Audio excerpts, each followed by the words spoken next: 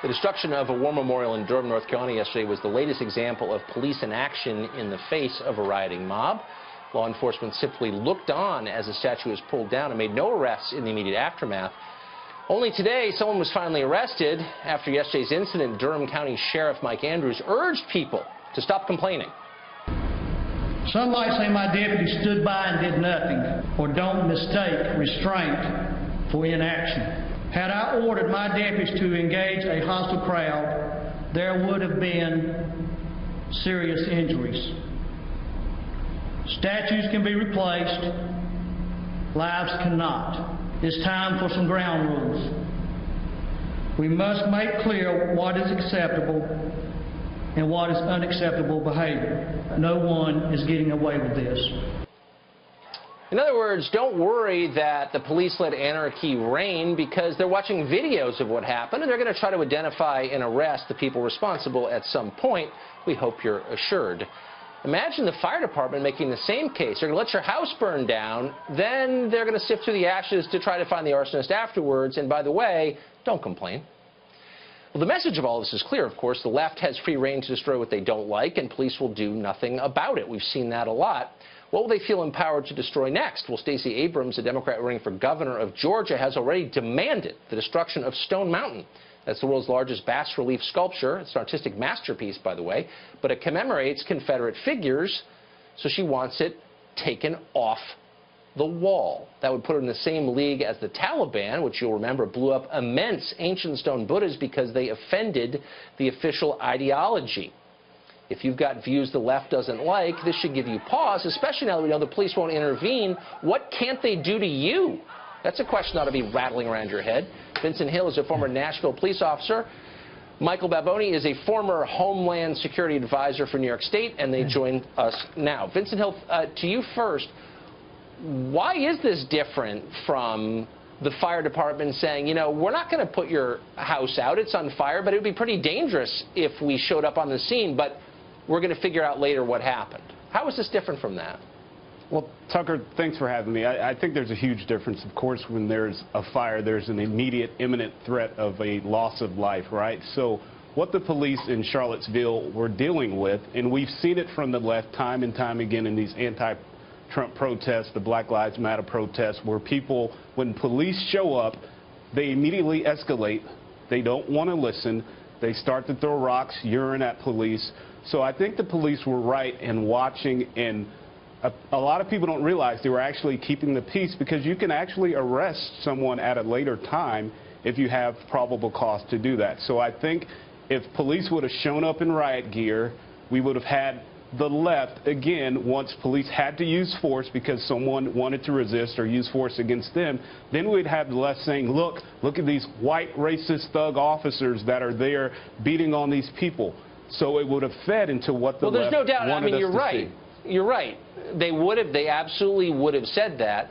On the other hand, Michael, what's the point of having police if they don't stop violence while it's occurring? And by the way, people were hurt in Charlottesville, and the police didn't do anything about it. I mean, it was discouraging to watch that. The purpose of a police officer is to protect life and property, preserve the peace, and I think we're kind of missing the point in terms of this whole event. Where were the police? Not when the moment of the violence occurred. Where were they beforehand? Good policing involves intelligence. It involves people on the street knowing what's going to happen, anticipating the violence that could erupt, and putting resources to apply that.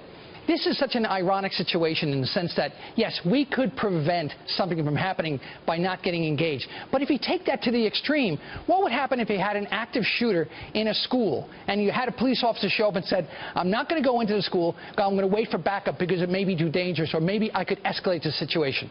That response has been rejected after Columbine. So there is a responsibility, but it begins way before the violence occurs.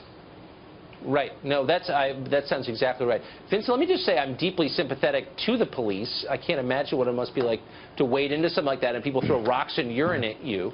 But I get the sense in watching these, not just in Charlottesville, but also in Baltimore and in Ferguson and Berkeley, that the police are being told by the political figures to whom they report, don't get involved. This is a political decision coming from on high. I wonder if you think that's what's going on. Yeah, and that very well could be the case, Tucker. I mean, when you look at it from a number standpoint, and I always look at things factually, right? When you look at the size of these crowds, take Durham, for instance, you had a crowd of over 100 people. I'm sure you didn't have that many officers there on the scene, right? So let's say you had to call for backup. Let's say you had to call other officers in. Then you've taken those officers off the street to allow other crimes to happen. So, you know, when you're looking at things like that, it's a lot easier to say, yeah, I'm going to Monday morning quarterback this when you're not there and you're not having to make these decisions in real time. Yeah. Of course, well, of course it is. That's why we hire the police. That's why we give them money and guns, so they can make those hard decisions. No, I'm not being glib. I'm being sincere. That's why we respect the police, because it's a hard gig. So, Michael, what do you think was going through the minds of cops in Durham yesterday when this group of angry children pulled the statue down and they had to stand there? Like, do you think the average cop wanted to stand there? I can't imagine that they did. One of the ironies, of course, is that the picture of the woman who's climbing up on that ladder, if she had fallen down, would she have been able to sue the municipality saying, wait a minute, how I got hurt by doing this, why didn't you protect me? That's a part of the irony here. When you come in, you have to establish the rule of law. There is no protected speech that is violent. It just isn't. So what you do is you separate the folks. And, by the way, this didn't come out of the blue. You had Charlottesville beforehand. It's about a 360-degree awareness as to what's going on, not just in your community, but around. And so the folks in Durham didn't think this could possibly happen. Well, they need better intelligence from my perspective. And by the way, it is the job of folks in government to do the Monday morning quarterback, because we're going to be a part of the review panel and the review board to say, were the actions of the police officers appropriate? It's our job. Right. And this is going to happen again. Gentlemen, Michael Vincent, thanks a lot for coming on. I appreciate it. Tucker, always a pleasure. Thanks.